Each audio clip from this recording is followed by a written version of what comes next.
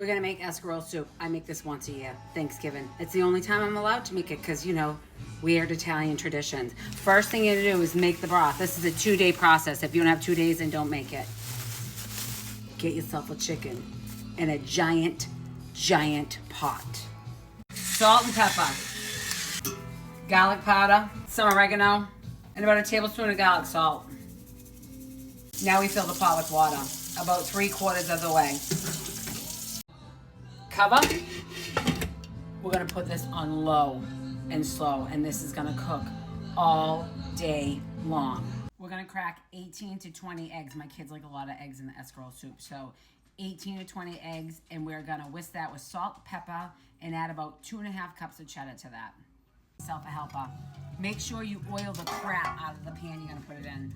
In here, put it in the oven at 350 for about 30 minutes. You want the top to brown. Don't overcook the. Your eggs should look like that. Let them cool off, and you're gonna cut these into little bite-sized pieces. Making the meatballs for the escarole soup. So I took 3 slices of bread, poured about a 1/2 cup of milk on it. You let it sit until it's a pudding consistency. Garlic, Parmesan cheese. Throwing some Italian seasoning in. A little garlic powder. Some salt and pepper. I'm doing about a 1/2 cup of Italian seasoning breadcrumbs.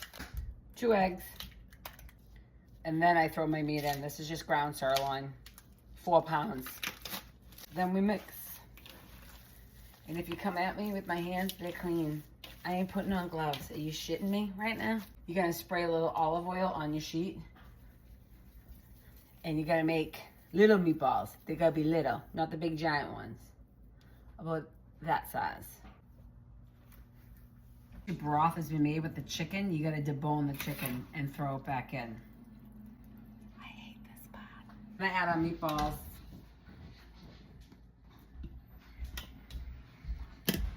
Then we're gonna add our egg. Last but not least, we're gonna add about 3 heads of escarole. You have to wash the escarole really, really well. I just half it, and then I just throw it in. Just gonna push it down in. We're gonna cover this and keep it on low until the escarole begins to wilt and the eggs kind of sink.